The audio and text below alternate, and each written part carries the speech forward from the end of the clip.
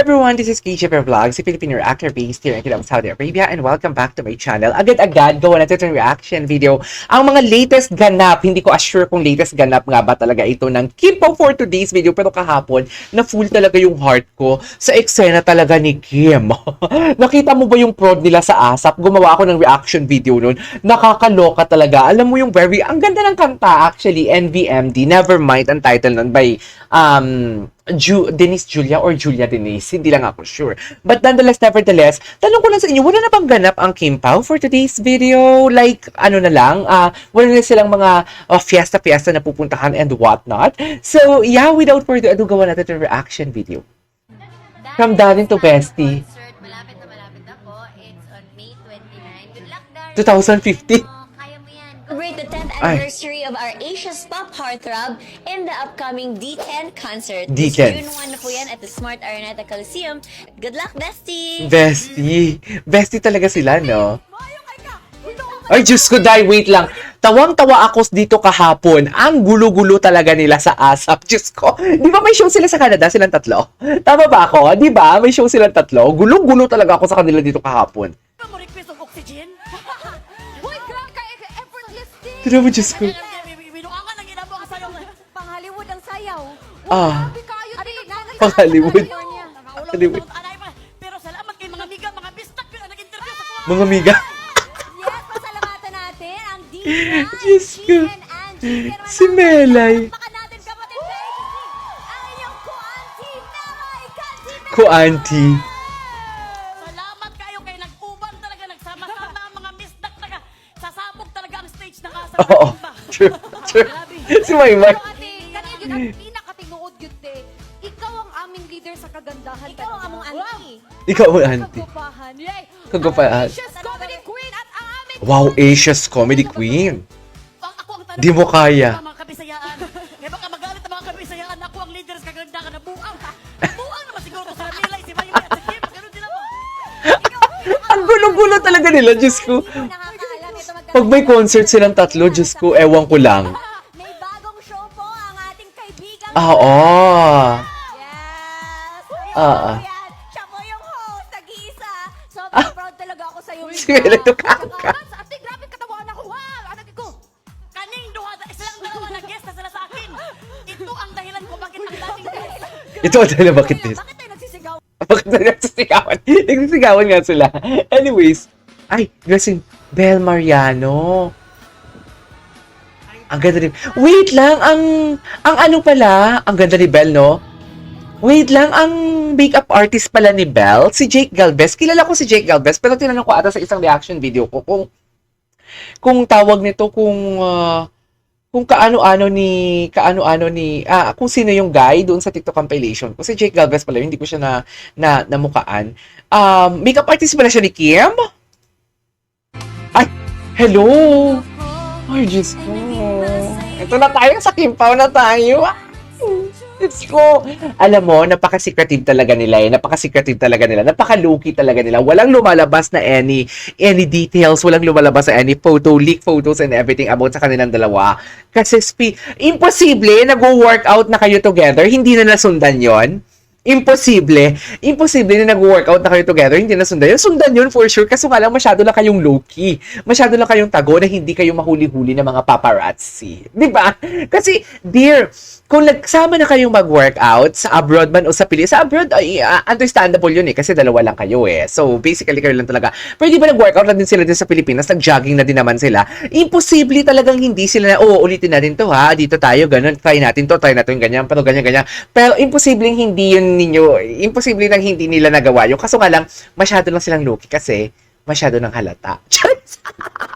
Masyado na talagang halata. Kaya very low-key na lang talaga sila. Yung tipong, okay, hinay-hinay muna tayo kasi what do you call this? Kasi masyado na talagang sobrang halata na and hindi na talaga natin ito hindi natin ito mapigilan. Something like that. Gusto ko mapigilan pero makikita talaga, ang mga tao talaga nakikita sa actions natin. Siguro ganun yung sabi nila. No? Makikita talaga sa actions natin na tayo na, uy, pala-desisyon ka. Charis! Hindi tayo magiging pala-desisyon for today's video. Hindi tayo magiging pala-desisyon for today's video. For sure, nakikita yan sila. It's just that hindi lang talaga nahuli-huli ng paparazzi. Ganon, hindi lang talaga sila mahuli-huli. 'Di ba? Ay puta ka, grabe. Alam mo yung mga halik dito ni Paulo sa What's Wrong with Secretary Kim, Diyos ko, parang ilang beses ko na din naman to napanood, pero alam mo yung parang, ay, bawat panood ko sa video, may iba-iba akong nakikitang drama. May iba-iba akong nakikitang atake for today's video. Tulad dito, dear, higop na higop ni Paulo ang labi ni Kim, oh. Tingnan mo. Dear Amini, higop na higop. Sorry sa term, Sorry sa term. Alam kong work ito. Alam kong work talaga ito. Pero hindi ako gumagawa ng reaction ngayon about dito sa frame na to, sa personal lives nila. Sa work na to, sa What's Wrong with Secretary Kim tayo. Pero tinan mo naman, higop na higop ni Paulo for today's video. Sana all hinihigop.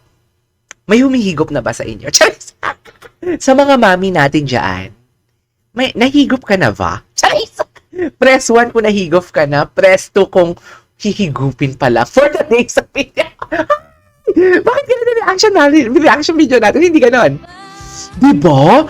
Diin pala talaga. I know this is the first time that I'll be seeing this video though.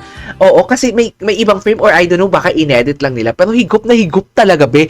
Kitang-kita, higop na higop talaga siya. Diba? Feeling ko bago to. Feeling ko lang. Diba? Ay, sana all binubuhat. Sana all binubuhat. Diba? Oh, diba? Ito yung sinasabi ko. Okay, understandable ito. Ay, saan to? Saan to? Sa Pilipinas ba to?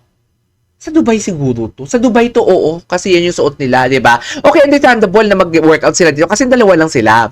So, kung di ba nag-workout na sila sa Pilipinas, imposible talaga na, kahit nga kapwa mo lalaki, sasabi, tol, workout tayo ulit, laro tayo ulit, basketball, tol, dito tayo, ganon. Di ba? It's just that low-key lang sila or masyado silang busy. Okay. Ay, ano to? Ang ganda ni Kim. Ang ganda ni Kim. Cameron forever. Wait lang, guys. Year of the horse ka. Kaya pala ang gaan ng loob ko si Kim.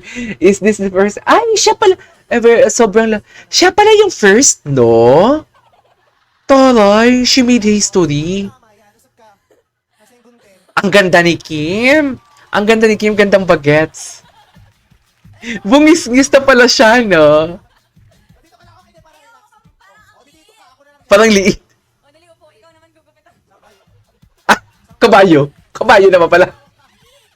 Kabayo naman pala. Kabayo naman pala. Ang ganda ni Kim, gagigs. Anyways, ito na. Hindi ko to pwede ituloy. Gusto kong ituloy ko to. Gusto ko to panoorin o lahat. April 19. Ganda ni Kim. Horse.